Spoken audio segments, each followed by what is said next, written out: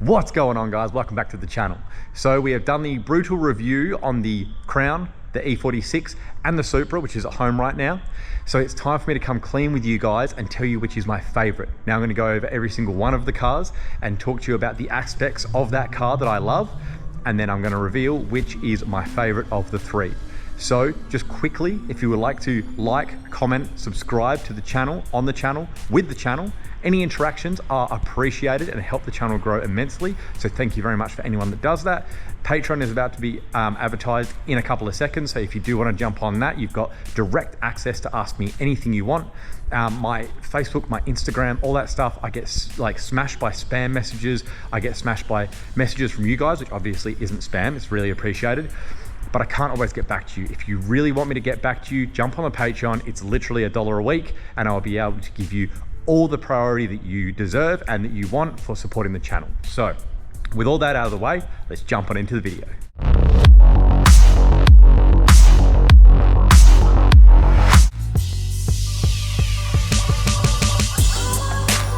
So here's my favorite car, the E46. Technically, no, it's not, but it is my favorite car to work on. This car's so kind of user-friendly. It's easy to pull apart, easy to put back together. The aftermarket support is crazy. It's cheap. A lot of people out there are like, don't get an E46, they're really expensive. Look, technically, if you go to like BMW to a dealership and get everything, you know, OEM from the dealership, yeah, it's going to be expensive and they're going to charge you heaps of labor. But for someone like myself, who's always working on the cars myself for the channel, for, you know, fun, and I'm always searching parts and I like aftermarket parts and all that sort of thing, it's great and it's cheap and it's really good. Like, there is such a huge array of aftermarket support on the E46, whether it's carbon fiber bits or it's bumpers or it's steering wheels or steering wheel covers or interior bits or seats or head units, like you name it, there's thousands of bits out there. The E46, I would say, is comparable to something like an S13, S15, S14. Not so much a Supra because, yeah, I guess Supras as well. Like, a lot of the Japanese cars have a huge array of aftermarket support, but they're very expensive now, obviously. This is still affordable. It's still fairly priced as far as I'm concerned. I love working on it. It's just so easy to pull apart and put back together. And if something breaks, you've either got local wreckers that have heaps of them, like there are hundreds of E46s at wreckers, or you can go on AliExpress, Amazon, eBay, whatever you need, and you can either get like the OEM part or a reproduction part or a reproduction, you know, upgraded part. For example, like the steering wheel, I've got covers coming in that are carbon fiber. They are the exact like replacement for the plastics on here, but they're carbon fiber and they're like $100. Like, that's cheap as. These aren't broken, there's nothing wrong with them. I just want to upgrade them. But if I'm playing with it and I break one of these, oh no, $100 and I got carbon fiber replacements, you know? That's what I mean. Like, yes, dealers are expensive, but if you're going and you're actually looking for aftermarket parts or different parts or whatever, you're trying to change things, heaps of support, well priced, lots of fun. And I'm not paranoid to work on this car. It didn't, you know, it doesn't have the value of the Supra at the moment. So obviously that terrifies me to work on at the moment. I'm still doing it, but you know, if you damage something on here, you go, okay, I'll go get a new one. You damage something on the Supra and you're like, cool, I'm gonna get a mortgage, you know? So 100% my favorite car to work on. Conveniently so, because we have a lot of work coming up on this car. I actually have thought about it. My roof liner is disgustingly dirty, so I'm going to do a black roof liner. Going to do a starry roof liner at the same time. We're going to do engine conversion. We're going to do manual swap, gearbox conversion. I've told you in the past we're going to redo the steering wheel, all that sort of stuff. So there's heaps and heaps and heaps of stuff coming for this car, and it's my favorite one to work on at the moment. So perfect. But technically, no, it is not my favorite car. Is my favorite car the Crown? Technically, I would say no. This is my daily. I love this car. I mean, when the Beamer's done, out of all my cars, this will be the car that I guess I have built the least. Technically because, well, I mean, I will have done motor swaps in both of my other cars, gearbox swaps, suspension swaps, brake swaps, all that sort of stuff. So as much as I love the Crown, it is my least customized, like personally. I got a sweet deal with like the lowdown kit, the ASC 680, the wheels already being on, the body kit being on, all that kind of jazz. So technically I've put the, I don't know, the least amount of effort in, you could say. to this car. So blood, sweat and tears wise, I guess there's less blood and sweat into this one. There's a lot of tears from when I got rear-ended in it. But yeah, look, technically it's not my favorite, but it is my favorite to just jump in and take wherever. It drives beautiful. I mean, it's not the best on fuel, but it's not, I think the Beamer is the best on fuel at the moment, but when the motor swap goes through, this will be my best car on fuel. But I just love it. Like, the V8's so smooth, the car's so smooth, it's comfy, it's luxury. Like, as much as it's technically not my favorite car, it is, I love it. Like, I've thought about swapping this car in the past. I would love a JZX 100. Obviously, as you guys know, this is probably only worth, I don't know, on a good day, say 20, 21 maybe in today's market, maybe 19, I don't know.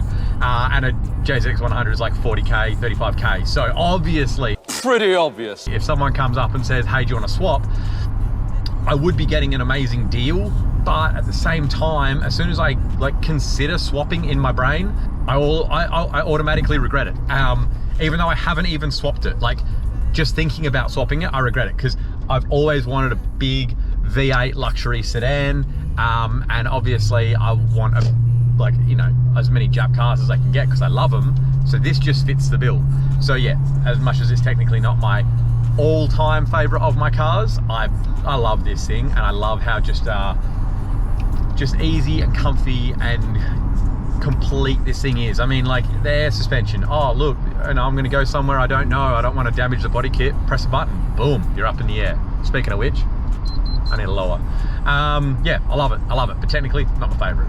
So let's just roll over to what you all probably guessed is my all-time favorite of my cars. So as you all probably guessed, sorry about the lighting, but my favorite's the Supra. So yeah, look, I'm sorry I'm a bit of a mess. I actually just had to deal with some issues on the crown. I'll talk about that in a sec.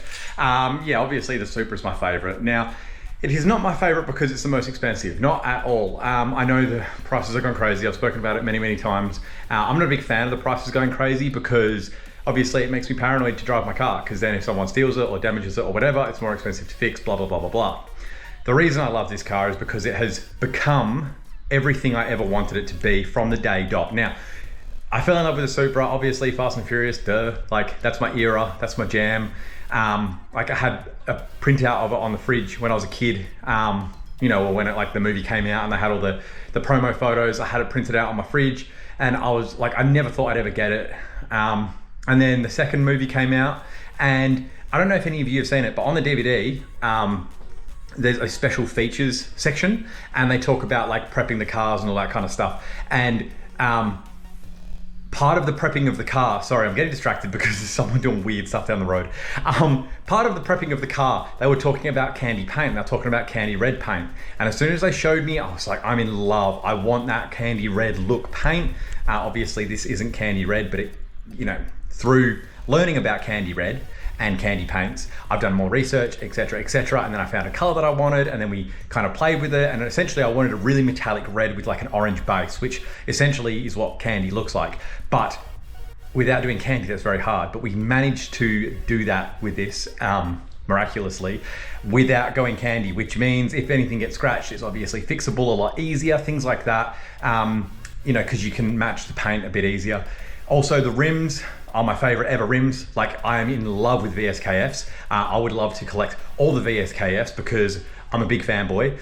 But I finally got them, like perfect condition, redone, all that kind of stuff, engine, gearbox, blah, blah, blah, blah, blah. All the things I ever envisioned I wanted in this car, and learnt about Supras and learnt that, yeah, I want that, learn this, oh, I want that, oh, I want that. Everything is in this car, and I did it myself, and it's blood, sweat and tears of 15, 16 years, whatever it was, to make this. So it's not the reason that a lot of people think, oh, it's just because it's expensive now. Nah, it's really not. Like, this could be worth 10 grand and I would still love it just as much, and I would be, you know, just as proud of it and all that kind of thing. I'd love for the prices to go back down, honestly, because unless this gets stolen or, you know, damaged or I sell it, it's just a number in the air, you know, and I don't want any of those three things to ever happen. But so, like, if these were worth 10 grand, I'd be stoked, because you know what? I'd go out and buy like 3 of them. And then I would have one as like a thrash car, like a track car. Another one, I would probably do like a full stock body, like no body kit, just like real nice wheels slammed,